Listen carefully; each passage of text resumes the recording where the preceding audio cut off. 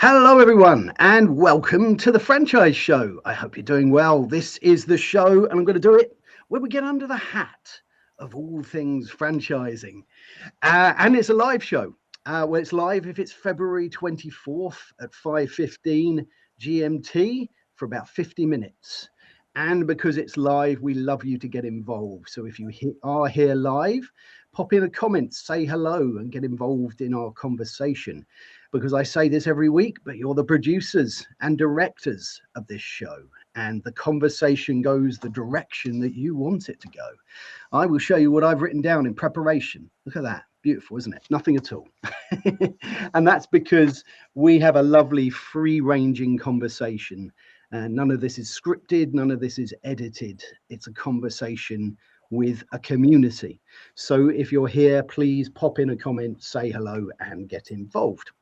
So what do we do? Each week on the Franchise Show, we take a new topic and a lovely guest. In fact, today, two lovely guests. And the topic today, before I introduce you to our lovely guests, is not knowing your franchise numbers. And I think it's a really important one. And I'm looking forward to getting into this because I think it's far too common, I think, in our industry. So let's make some introductions. First of all, to Nikki Senior from, of course, The Bridge, our lovely supporters. Nikki, welcome back to the Franchise Show. Thank you very much. Hello, everybody. If anyone's there, I don't know if there's anyone there yet. And Liam Wilson from Advocate Accountancy. Elevate, but yeah. Elevate. There you go. I should have written that down. You know, I don't write anything down. Hello, everyone. Yeah, I'm Liam from Elevate Accountancy. Fantastic. Well, look, brilliant to have you both with us. It's going to be a great conversation.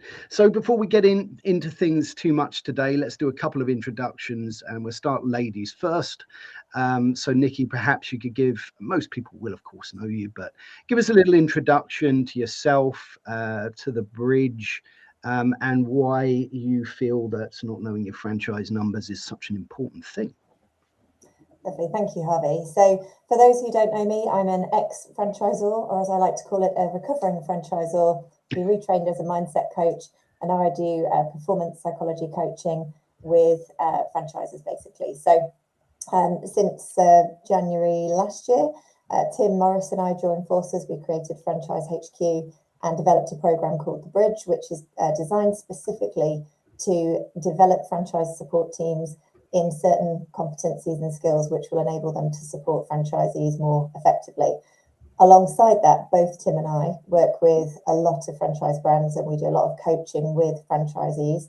We do a lot of talks at conferences and all that kind of stuff. And what we hear over and over and over again is that a lot of people avoid the numbers because, quite frankly, it's scary. So they either don't look at their business plan, or they don't use cash flow tools. They don't do any kind of forecasting. Quite often they'll even avoid looking at the KPIs because it just feels a bit confusing. If I hear I was never any good at maths one more time, or if I had a penny for every time I heard that saying, I think I'd be very rich by now. So Tim and I are both very keen to help support franchisees in developing their knowledge and confidence around the numbers. And that's probably a good time for me to hand over to Liam, because that's why we've partnered with Elevate Accountancy. Fantastic. Liam, so same thing to you. Do a little introduction, and I'll try and get the name of your business right throughout this. Don't worry about it all. So yeah, I'm Liam from Elevate Accountancy. So we're a accountancy firm that's been going about 2.5 years now, nearly 3. So I'm a chartered accountant and been in accountancy 13 years now, 13 long years, but I've always worked in franchising. I've been lucky to work with firms that niche in franchising. I've worked with some of the biggest franchise brands that you know over the years. So I know a lot about franchise accounts, and the difficulties that franchisees have looking over their numbers. Well, franchisors too, but franchisees even more. Absolutely. Great introduction. It's lovely to have both of you on the show. Before we get a little bit deeper in today's conversation, let's introduce a few people who have now joined us live on today's show. So we'll start with the lovely Simon Wise. He's put, hello, franchise friends. Great, as always, to have you with us, Simon. Looking forward to your thoughts on franchise numbers. Simon always puts in some good challenging questions. So watch out, Liam and Nikki. We've got the fantastic David Sweeney. He's from Dojo Brands, I think, and a coffee brand. He's helping grow a couple of good franchise brands. So exciting to have you with us. Looking forward very much to hearing your thoughts on, do your franchisees know their numbers? Do your franchisors that you work with know the numbers? You know, it's so incredibly important, you know, beyond turnover, you know, to understand a P&L, to understand the difference between EBITDA and net profit, all of these things, because we've said this before on this show, but happy, successful franchisees is what we want. And the successful bit has got a big financial element to it. Let's have a look. We've also got Thierry with us. Great to have you with us. He's put, hi, fantastic to have you with us, and looking forward to hearing your thoughts. I know Thierry is a big QSR specialist and enthusiast and professional, so I think you're going to have a lot to say about the numbers on today's show. We have the lovely Penny Hopkinson with us. Penny is a lovely lady, has got a fantastic book of which I've been promoting because it's a fantastic book for many years. But do I get it the right way round? And let's find out today. No, I didn't. But if you want to get your ops manuals the right way round, then you need to talk to Penny. And she's very recently, about a week ago, launched her AI version of her ops manual service. So it's a fantastic thing. I encourage you to check that out when you can. And Penny's put, hello, Harvey and all franchise friends. Great to be here again. Well, as always, it's fantastic to have you with us. We've got a couple more things we want to say, one more person we want to introduce, and then we're going to get into this topic.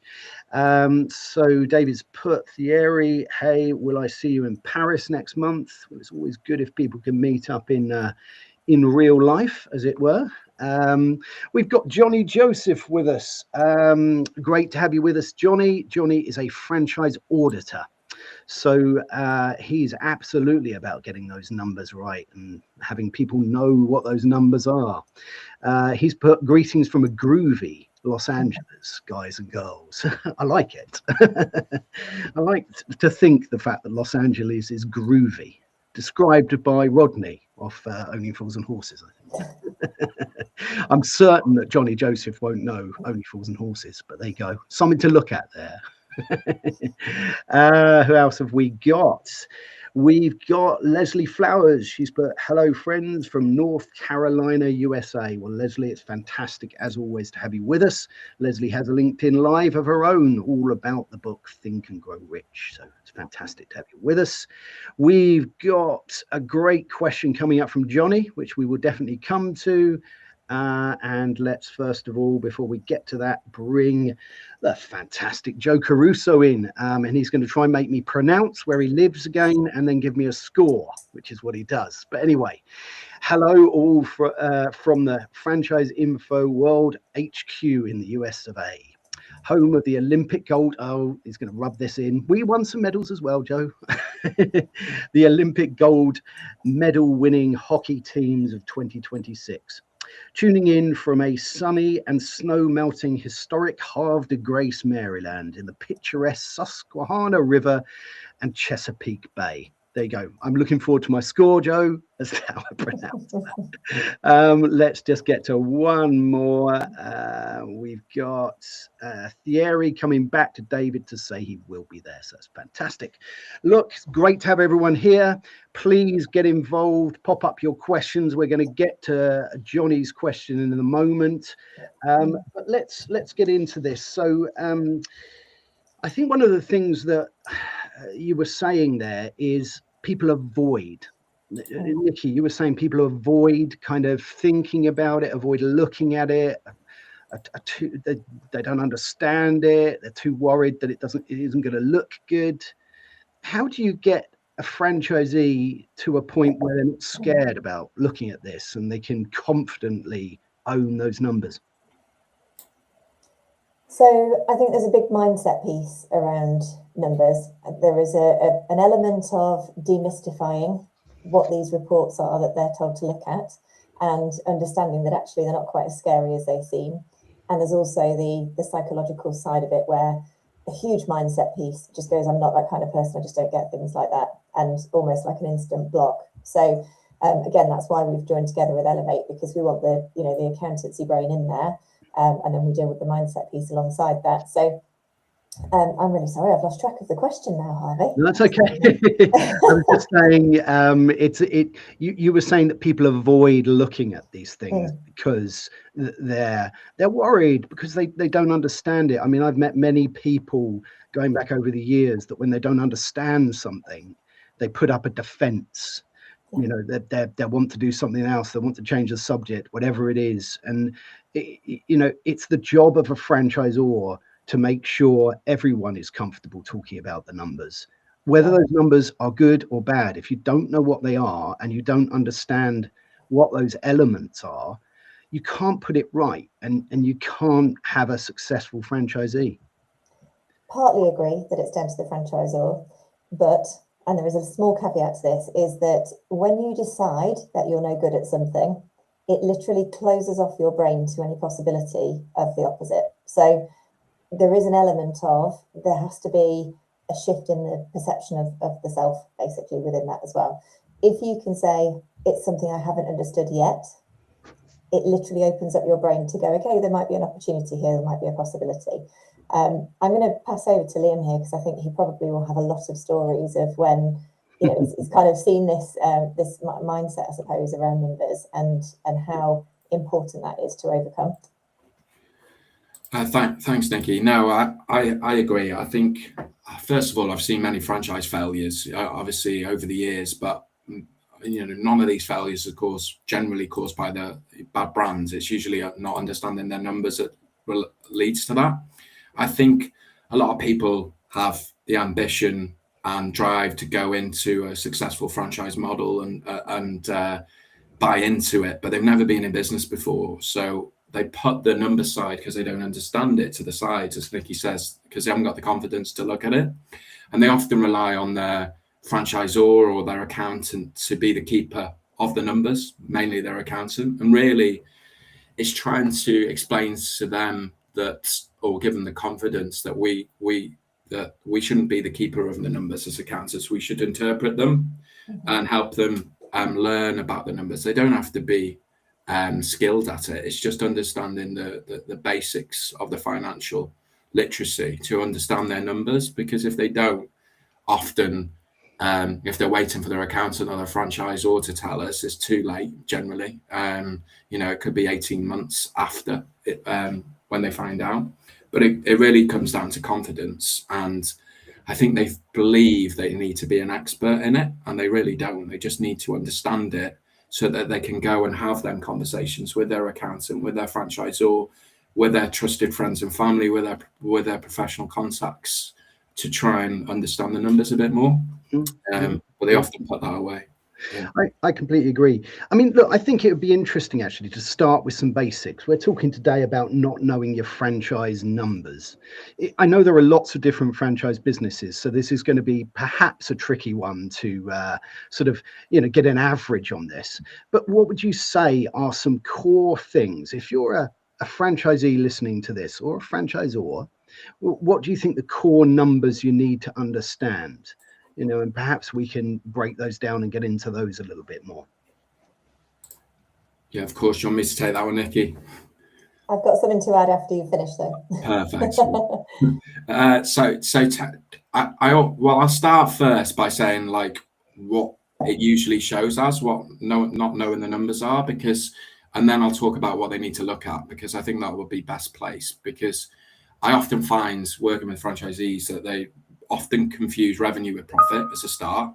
They don't generally know their gross margin or net profit margins. They don't know their break-even points. They sort of look at their cash bank balance as the performance of their business rather than the financial reports.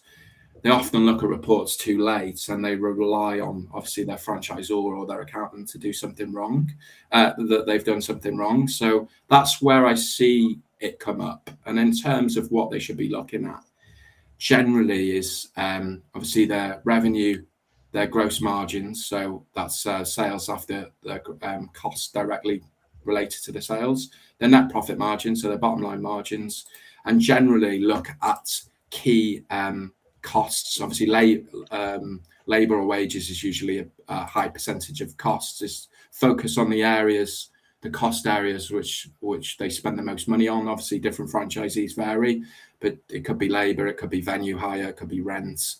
The key areas that would dramatically affect the business. They should also look at their break even, work that out, and then really look at cash flow and make sure that they've got enough cash in the business.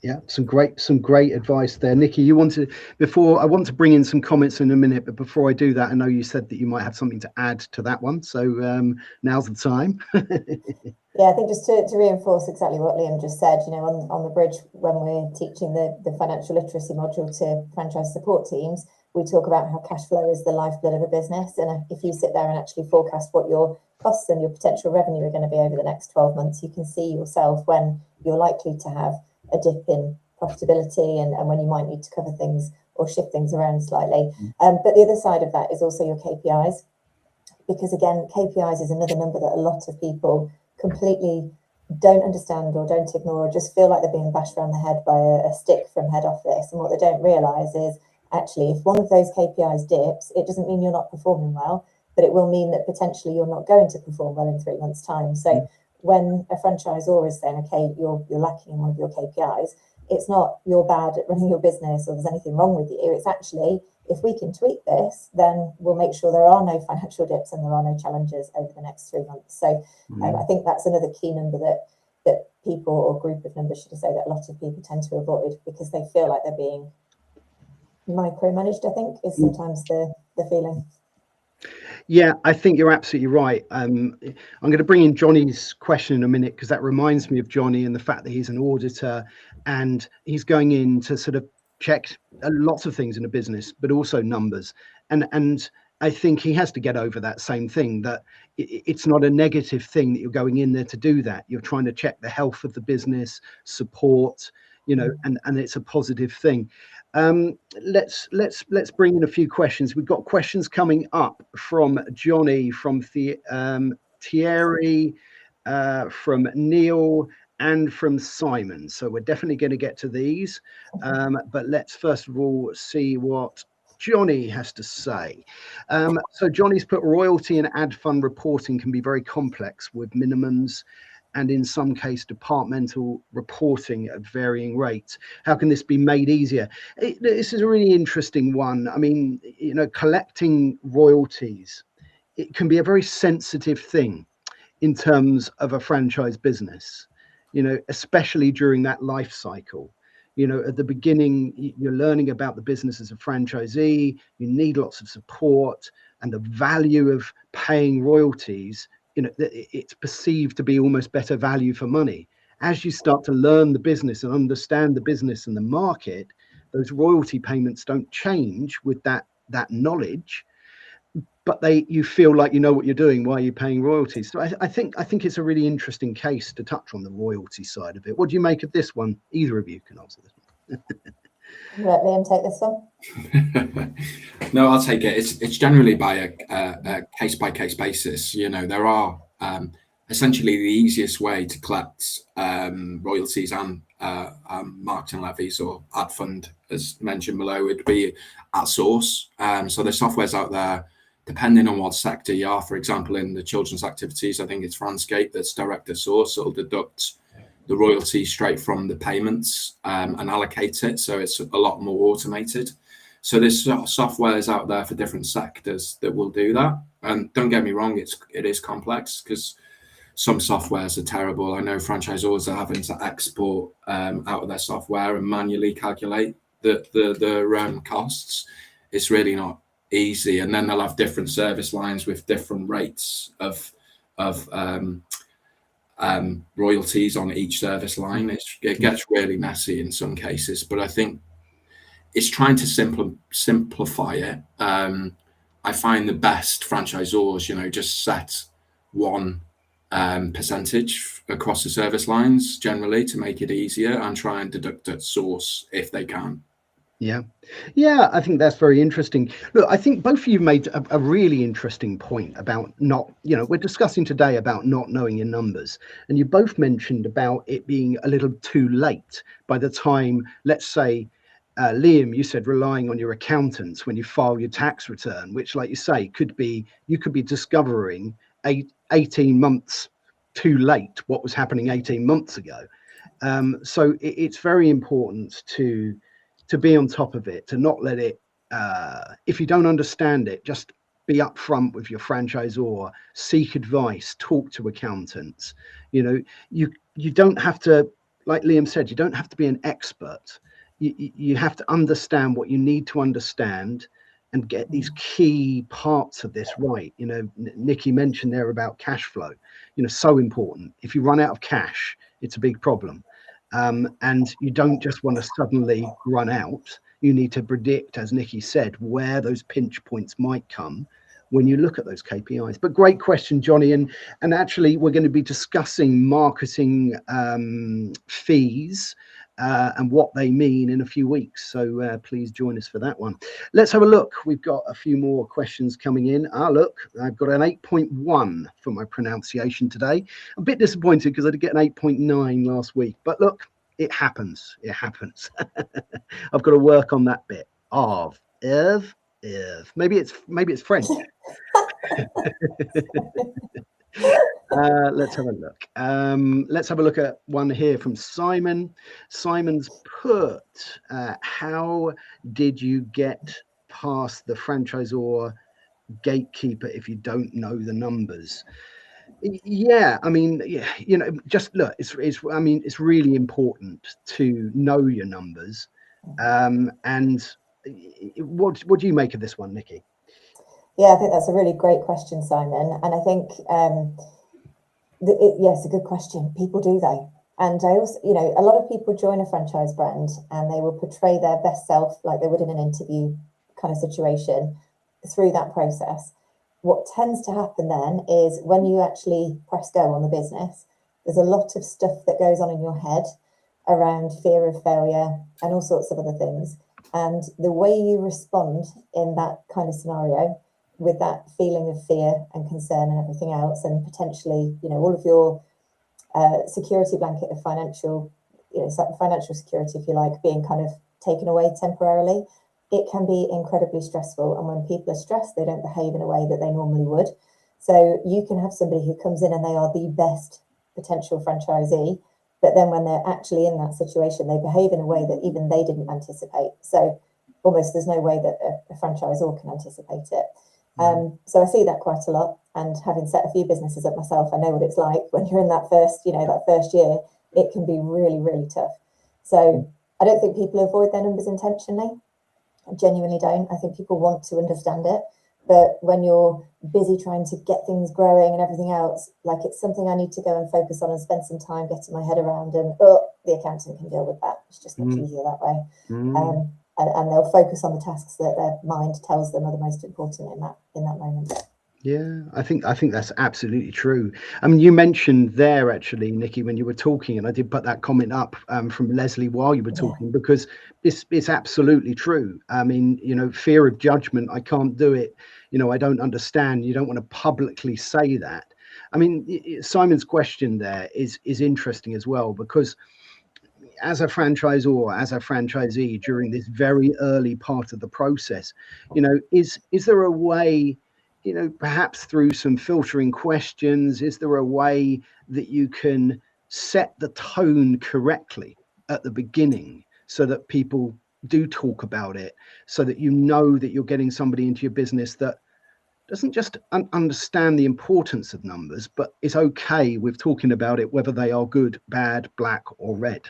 I think the thing you have to remember is we've got, even on this call, we've got a variety of people from, you know, the US, the UK, different types of brands and sectors. And we've already mentioned that some franchisors don't even understand the numbers. Yeah, so it's okay saying you should do this or you should do that, but there are franchisors out there who have brilliant businesses who genuinely want to support their franchisees, but wouldn't necessarily know how to question somebody on it because they don't have that confidence either. We used to ask people to do a cash flow forecast and a business plan, and you would quite quickly see from the business plan if they had absolutely no idea, and you'd speak to them and see whether it was just that they didn't understand the question or if it was more around they didn't understand the numbers. But I still genuinely think that people can slip through the net who aren't quite right or who don't understand. And actually, just because you don't understand the numbers now doesn't mean you're going to be a bad franchisee or not succeed. It just means you need educating, and that's literally the missing piece. You know, some people, yes, might struggle to be educated, but that's going to be a very small amount of people. The majority of people, once you explain it to them in layman's terms, will go, "Oh, is that all it is? Oh, okay, that makes sense now." And then we can move forward. We can invest in the business. We can grow. We can make key decisions using the numbers to guide those decisions instead of our emotions. So 100%. I love that. I mean, you know, you'll get a lot of people that will invest into a franchise brand because they're passionate, because they love that industry they're getting into. And they're investing in a franchise brand also because they want that support. They want that proven model. So you will get people who aren't necessarily financially competent. I don't know what the word to use is, but like you said, it's not something that can't be taught. And I think sometimes you might say a little thing to someone and the penny will drop. I get it. I get that. And I think another thing that's already coming out of this conversation, we're going to get to some comments in a minute, but another thing that's already come out of this conversation is about trying to know what is happening now as much as possible. You know, if we're looking at a QSR business, you're going to have EPOS systems. You're going to have things that really do tell you things that are happening right now. You know, Nikki, you mentioned about KPIs. Liam, you mentioned, I think, about break-even points as well. You know, and my experience in the sort of the QSR sector is you can work out what your break-even is per day. You can work out how many, if you're selling burgers or coffees or hot dogs or whatever it is, you can work out how many of those you need to sell, not just break even, but then to make that profit that you're looking to make at the end of the year if your costs stay as they should be. So some great points there. Let's have a look, because this show, as I say, is all about you, and we want to make sure that we're bringing in all your comments. Let's have a look at one from Thierry. He's put, franchisees not knowing their numbers is a problem, but franchisors not knowing their numbers, or even knowing what the numbers they should be looking at, is an even bigger problem. I've seen franchisors not even understanding the concept of comparable, I'm going to go over here, sales. Yeah, look, this is a big one here, isn't it? You know, how common or how often in our experiences are we seeing franchisors? Thankfully, in my experience, I think franchisors do know their numbers on the whole, but I still think there's a good educational piece to make sure that's being passed down and everybody understands that well. What do you make of this one, Liam? No, I've seen it lots of times. So you know, some of the big franchisors have big teams, and they'll have a financial person within their team, and there's someone to go there with experience. But you know, smaller franchisors are trying to balance all hats: marketing, operations, financials. I like it. Exactly. So they're not going to know everything. So it's going to be really difficult for them. Again, from their perspective and confidence of knowing the numbers, you know, how are they going to teach the franchisees their numbers as well? So there's often an issue there. And I think the other thing is that franchisors sometimes don't update the financials in terms of the franchisee journey, you know, looking at how existing franchisees are performing, the average KPIs across the network.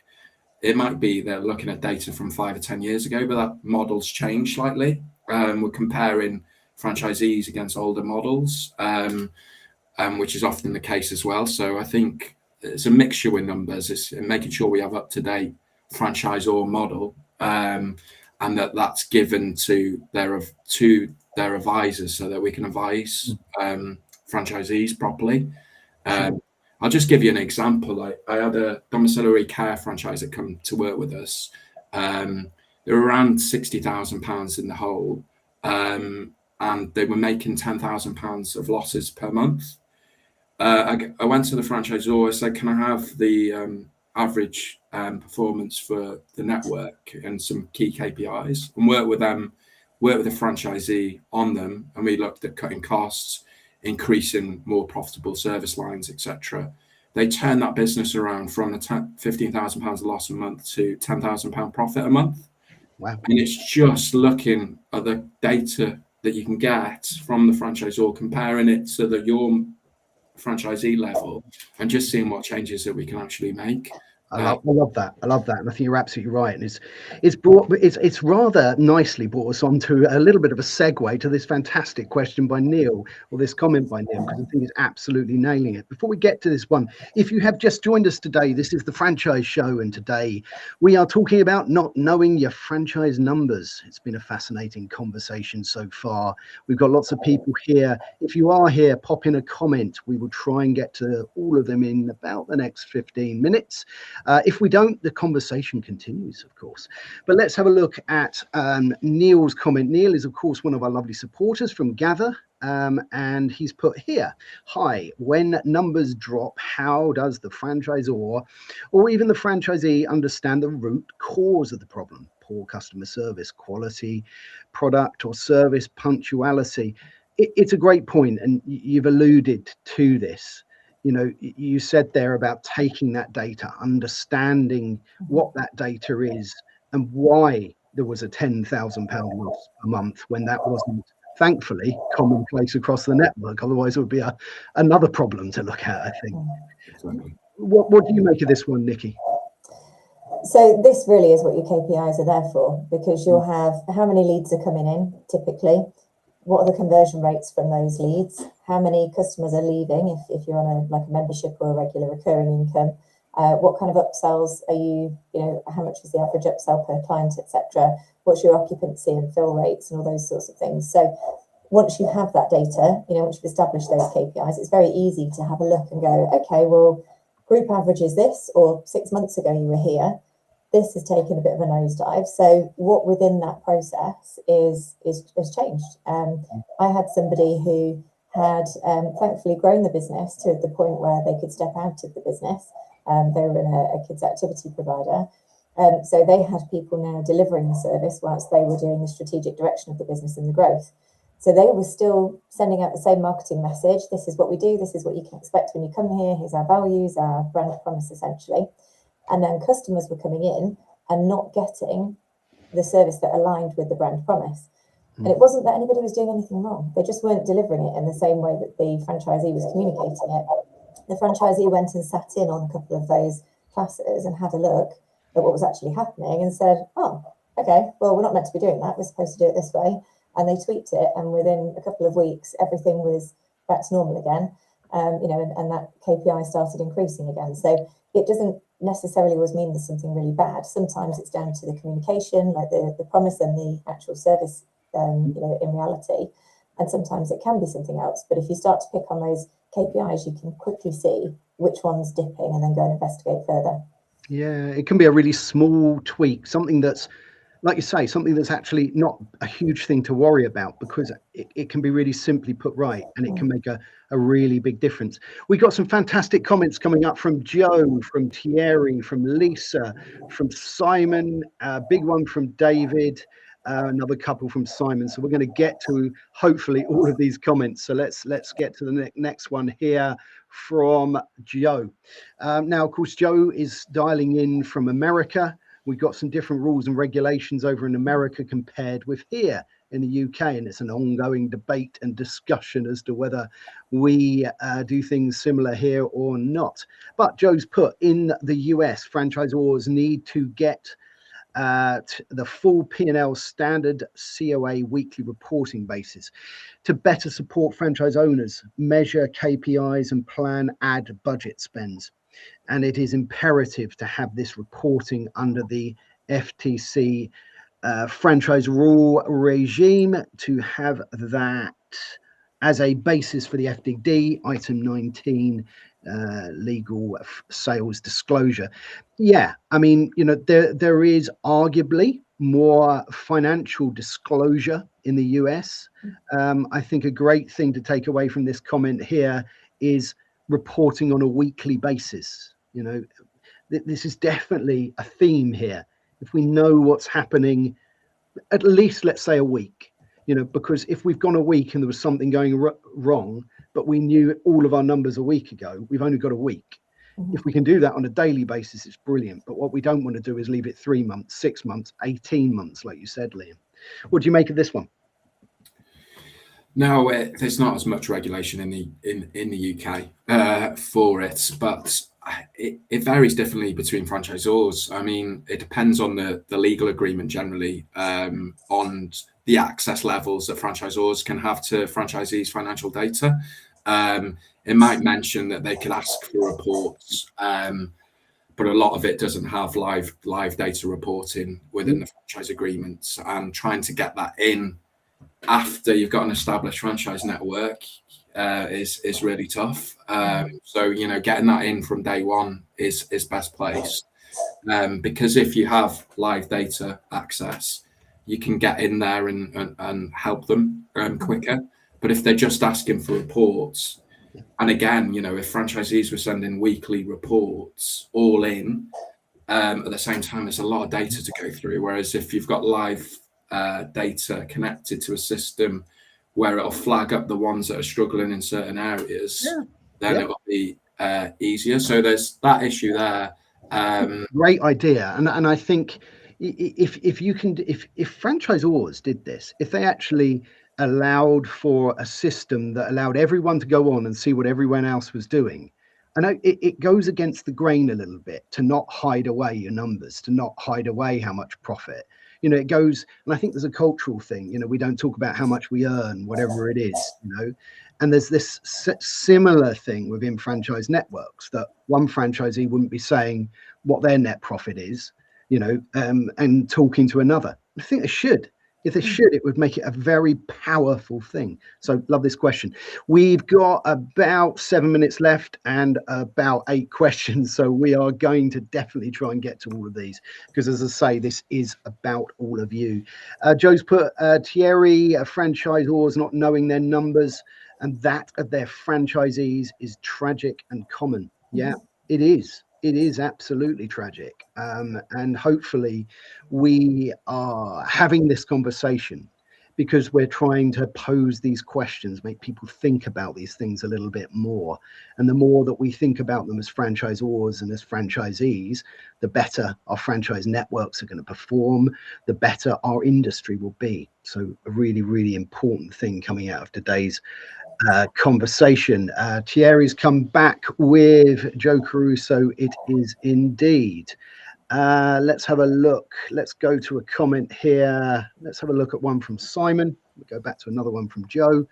Simon's put, the growth in multi-unit franchising will bring its own financial challenges to both franchisees and people supporting them. What key changes and disciplines will these emerging franchisees have to face? That's an interesting one. What do you make of this one? Let's say Nikki, because I think Liam spoke last. I'm not actually sure what the question is. Sorry, bear with me. So the growth in multi-unit franchising brings its own financial challenges. What are the key changes and disciplines that these emerging franchisees will have to face? Oh, I like this one, actually. Now I understand what the question is. I'm excited to answer. So if you're asking what I think you're asking is, when they set up a second or third territory, what key challenges do they have to deal with? And for anybody here who has children or more than one child, if you have one, you almost get used to it, and then you start to think, oh, I know what I'm doing now. Dogs are the same. And then you have your second one, and that one comes with its whole own new personality, whole new group of challenges, whole new group of everything to deal with. And I definitely think that is the case with businesses. I did a few franchisees before I sold my business, a few franchisees who went into their second territories, and just the second one was always just so different. And I think we all thought to start with, actually, we'll go into the second one, you know what you're doing by now, you know, you fully understand the system and the model and how to do this, but they still have the first one to look after. So unless they extract themselves properly from that business, then that can make it very difficult to put all of your energy into the second one. And like I say, the second one will come with its own demographics, its own challenges, and its whole other personality, things that you weren't necessarily expecting. So I think, I do think it can be quite challenging to have more than one business, even if they are in the same brand. Yeah, great question, and I like how you've answered that. You know, we're going to speak a little bit more in a future episode about multi-site versus just one site, because there's a lot of businesses and a lot of different decisions to be made there. Right, let's have a quick look at this question. We've got about 5 minutes to go. Joe's put Liam Wilson, for franchisors in any jurisdiction, you should have precise reporting provision in your FA that allows for standards, reports, and intervals to reasonably change at the franchisor's discretion. Yeah. I mean, look, I'm all up for transparency. I'm all up for franchisees knowing as much as they can about what is ahead of them, because it helps them. It helps everybody. What do you make about you know, I don't know, you know, all of the details of the sort of the, you know, the laws on accounting in this country, but what do you make of this one? Do you think this is a good idea? Yeah, I'm not a legal expert, but I think it's a great idea. I think transparency is needed, and if the franchisors can get access and shed the light that it's more supportive and not just investigative, I think that's what franchisees worry about, that franchisors are there to see how much money they make. So if they're making more money, they'll charge them more and stuff like that. It needs to come from a real supporting background of, you know, we're there to see the numbers, to get involved if you're struggling, to help you grow your business and be profitable, because without you being a profitable business, we're not going to make money ourselves. So I think it's great to be here. Absolutely, I completely agree. Let's have a look at what Joe's put here. Another great point.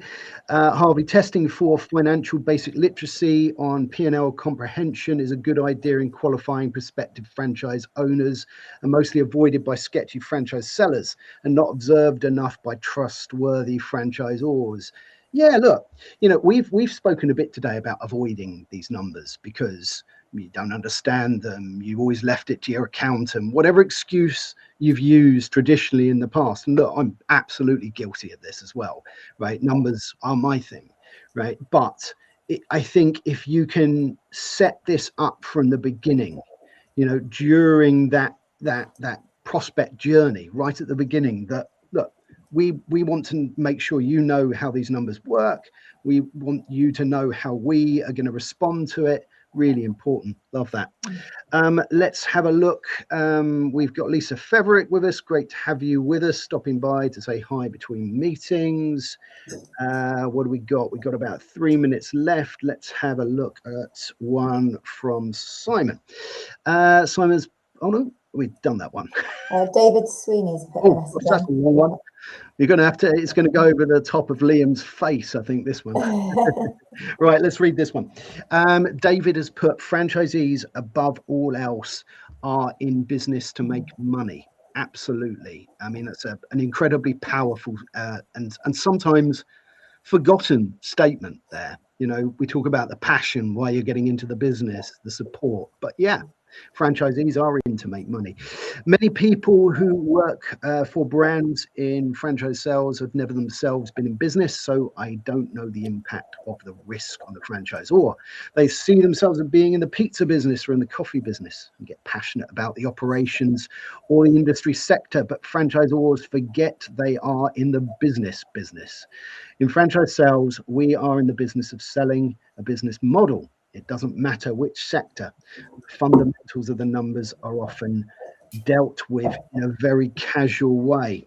I mean, a great point. I mean, do you want to have a go at picking this one Nikki, I mean, look, I think the very first part of this is really powerful. What do you make about it?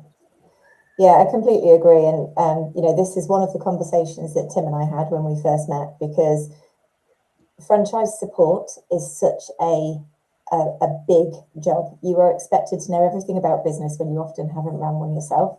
And that's why we developed the bridge, because we wanted to make sure that people have the skills and competencies they need in order to support franchisees as they grow and actually help them to do that. And one of the key elements of that program is financial literacy and business acumen, because you can't support a franchisee if you don't know the basics of what a P&L is, or a cash flow statement, or all those sorts of things. And we teach on a very, very basic level what is EBITDA, because again, it's something that's needed if you're doing franchise resales and things like that. You need to understand it. So it won't go into as much detail as the new program that we're developing alongside Liam, because that's going to be for the franchisees so that they can understand their own numbers. But I think franchise support professionals, especially in those bigger brands, have such a huge job to do, and it's such a wide and varied task. There'll be an agony aunt one moment, the next moment they're trying to help somebody set some goals, and the next minute they're trying to help somebody with their numbers, and they're dealing with a conflict or a complaint. There's just so much that goes into it. So the answer there, David, is go on the bridge. And then they'll all be fine. Fantastic. Look, there's some great questions still, but we have come to the end of the first section. I think what we're going to do is we are going to have a look after today's live at some of these questions, and Liam and Nikki can answer. I really do like Simon's question about different franchise sectors facing different financial challenges and disciplines. Look, you're giving me great ideas for future episodes of this, Simon. You're a star. So I think we have now come to the end of today's show, the first part of today's show. So first of all, thank you for everyone who's put in the comments. We will get to those as well. Now, this is, of course, the part of the show where the screen will go black for a little bit, and that's not because I've broken something. It's because you're not allowed to see me without wearing a hat. It would have helped if I had put that hat somewhere where I didn't have to just sort of go half a mile to find it. But there you go. Right. So this is the part of the show. And what do you think of this beauty? This was made by the fantastic Paul Murphy of PJ Murphy and Sons, bespoke British hatters. And if you'd like a hat like this, please scan the QR code and talk to my lovely friend Paul. So this is the part of the show where we stop talking about franchise numbers for a little bit and we find out about one of our guests. Nikki has had this before, so she's going to get away with it today. So Liam, this is also the part of the show where you get to get your own back. I mean, I'm sure you're looking forward to that. You can ask me any question you like in a minute, but before we get to that, I'm going to ask you, have you met anyone famous? Have you got a claim to fame, or have you got some sort of interesting hobby? Any of those? You can go for one of them. Good questions. Famous wise, yes, I went to an accounting event where there was lots of famous people, but I met Jamie Carragher, and he was actually quite a nice guy. On that night anyway. But he was nice and relaxed. And I mean, look, also I promised, and you can let me get away with this. I don't mind if you don't ask me a question, but you can now ask me any question you like. Hopefully you've never been asked this one before, so if you have, I'll change it. But I quite like this question. So obviously, choosing 3 people, dead or alive, for a dream dinner party. Right. Who would you choose? That's I haven't been asked that question. That's a really good one. And I'm doing all those things where, when you're thinking of something and you have to say a load of things while your brain is trying to work, because I genuinely don't know what these questions are. Look, I think I'd like my dad to be there, who passed away 15 years ago, because it would be lovely to see him again. And I never met his dad, so I heard a lot about him. But look, we've got to have a famous person in there as well, haven't we? I think it would have to be Ian Fleming as well, because you can see.